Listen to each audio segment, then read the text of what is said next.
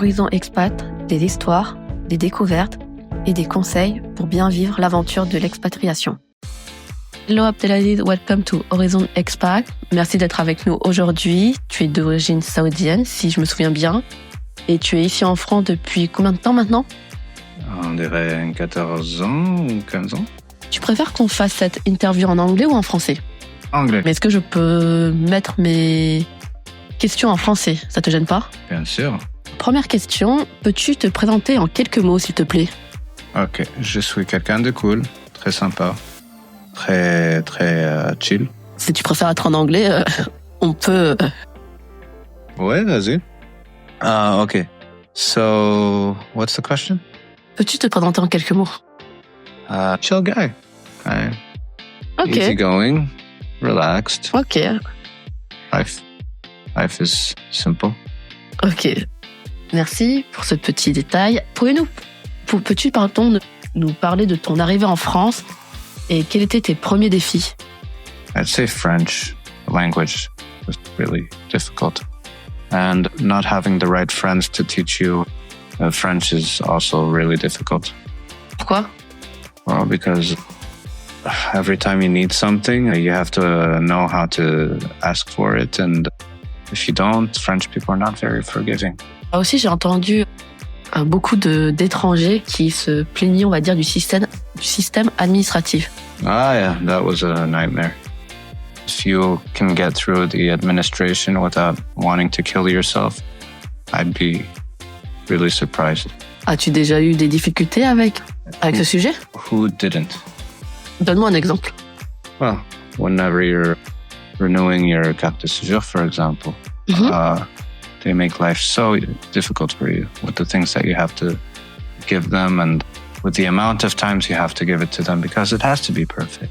If it's not perfect, there's definitely a possibility of you having to come back. So, yeah, no. Administration doesn't make sense. And things that you could just send by email, they don't ask you to send by email. C'est vrai, du coup, on est un peu old school pour toi. Non, pas pour moi, pour tout le monde. Je voudrais quand même savoir quel conseil donnerais-tu à quelqu'un qui vient d'arriver en France pour s'intégrer rapidement ? Et aussi, deuxième question, est-ce que tu peux me parler de ton premier jour en France ? Well, I remember I was trying to learn French. So, thing is, my parents decided it was better for me to learn French in France than before I go to France. So I remember instead of saying thank you, for example, I would be saying bonsoir. Or instead of saying bonsoir, I'd be saying de rien. Ok. Donc c'était quand même difficile de parler français dès le début. Yeah, ok. Annoying. Et ton petit conseil alors ? Well, don't learn from books, learn from people. Books are shit, really difficult. Because the problem with books is that they're going to teach you all the conjugation and all that. But yes. In reality, when you talk to somebody that's talking verlan, you're definitely not going to understand each other, even if you studied the book. Donc, t'as beaucoup d'amis maintenant en France. I don't want to be like Macron and say I don't have any friends, but yeah, I do. I have a few friends. Donc, comment t'as pu développer ton réseau d'amitié, de personnes ? Enfin, comment, vu comme tu m'as expliqué, ton premier conseil, c'est de parler avec des personnes en direct, face to face. Comment t'as pu développer ton réseau ? Well, I think it's you meet one French person and they are if you don't know them, they're not nice. Okay. But if you know them, they're very nice. So unless you're friends with them, they're not going to be nice to you. And in order to be friends with them, you have to go through this acceptance process. D'accord. And the acceptance process usually has to do with at least trying to show them that you're trying to speak French with them and not just forcing them to speak English. I mean, you could be lucky and you could always... Well, I mean, I don't think it's lucky. I think it's actually one of the worst things to do. But there will always be French people that want to speak nothing but English with you. C'est vrai.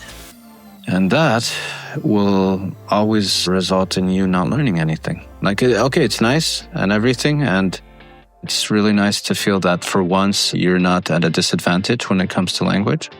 Because if somebody has a really bad accent in French and they're trying to teach you to talk to you about something in English, you feel a bit superior, you know. C'est vrai? Yeah, I mean, Honestly, that's, I think, one of the reasons French people don't want to speak English, actually. They don't want to feel that you're superior to them in a way. Like, culturally, I think Oui, je comprends, c'est vrai. French people always want to feel superior. D'accord, merci pour ce petit Yeah, mais c'est vrai. Hein. débrief. Hein. Ma troisième question, c'est est-ce que tu as une anecdote marquante ou un moment mémorable à partager avec nous? J'ai plein. Vas-y, raconte-moi kind, ton top 3. Something that was marking me one day is when I was going outside. See, I still didn't understand the difference between the money in France, where, like with red coins, they're the really cheap ones, and the yellow coins, they're the ones that are like, yeah. So I had a poor person come up to me, and they were like, do you have money for coffee? And I was like, okay, sure. So I opened my wallet, and I was just literally like handing them one by one all the coins that I had that were yellow and red. And the person just got pissed off and just gave me the money back. And I was like, yeah, this isn't even enough for a coffee. Oh non. And just walked away. Mais si je peux me permettre, dans ton pays, en Arabie Saoudite, il n'y a pas de pièces, c'est ça? C'est que des billets? Yeah. I mean, nobody uses a pièce. We have half a rial, but... Mais personne n'utilise? No. Okay. But yeah, no, so what happened is like, I realized that everything is bourgeois in France, even the poor people. Deuxième histoire à nous raconter? Well... I mean, you're going to have to wake my memory up by giving me examples. I don't know. Je sais pas. Est-ce que t'avais des amis qui t'ont raconté, qui t'ont enseigné la langue et toi, t'avais pas bien compris qu'est-ce qu'ils voulaient dire, par exemple? Yeah, definitely a lot of stuff with that. I mean, I would say the faux amis or whatever you guys want to call them, but yes. Like, say, for example, I was sitting with the parents of one of my friends, and we were like, see, in English, we say preservatives for things that you find in food that are, in French, it's considered a conservateur. Yeah. So, I just tried using the same word in French, So when I was saying, like, I was on the table with their daughter and I was saying, I don't know if I like a preservative that much. Oh, no, no way. What did they say? They looked at me in a weird way and they were like, okay, well, what? Yeah, but they know you. No, they didn't know. Oh, okay. No, they didn't know. Okay. They actually were a bit shocked. Oh, no. And then when I told them, they started laughing really hard.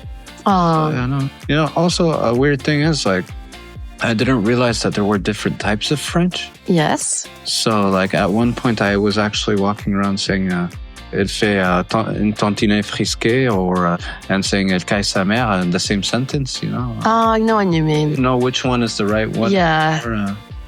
Du coup, pour conclure, on va dire cette interview, s'il te plaît. It's already finished? Yeah. Dis-moi en 3 phrases ton ressenti sur les personnes françaises. En 2 mots.